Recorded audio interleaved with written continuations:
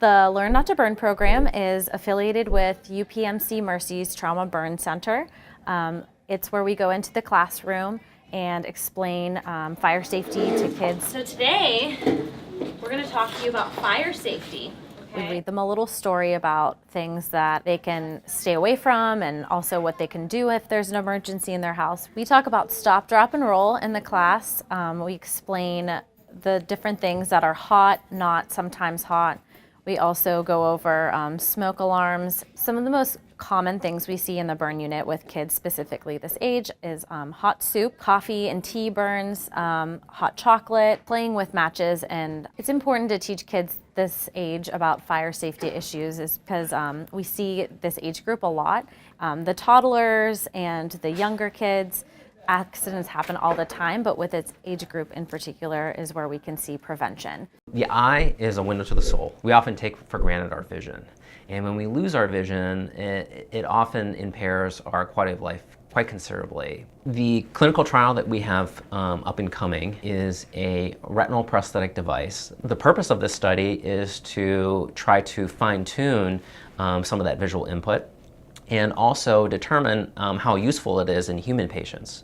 And we're hoping the design of this device will allow for a much higher resolution than previous devices, wherein this device will not only allow perception of light, but also allow higher resolution identifying of objects, identifying of people's faces potentially. So if we can restore vision, even a little bit of vision, enough for patients to safely get around, maybe even read large print in a fairly simple manner, then that would greatly impact their quality of life. So he was born on 11/8 of 18, and he was transferred the following morning, 11/9, and tomorrow he will be exactly 2 months. And today is our exit day, so 1 day shy of 2 months, and I will finally get to bring him home and feel like an actual mom again.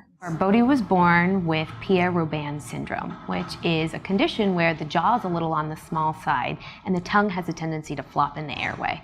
And so there's a lot of things we can do, which includes surgery of the jaw to be able to pull it forward so it pulls the tongue out of the airway. Nothing was wrong through my whole pregnancy. It was amazing. Delivered a little early, 36 weeks and 4 days, and scheduled C-section. And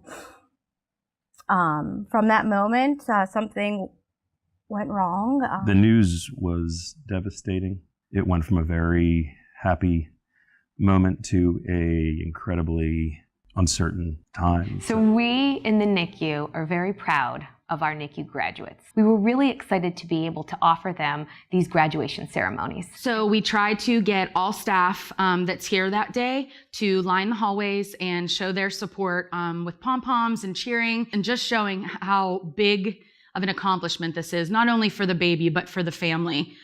But the feeling that I can finally put him in a car seat is amazing. The things that you take for granted that you never thought you would. It's the best feeling in the world.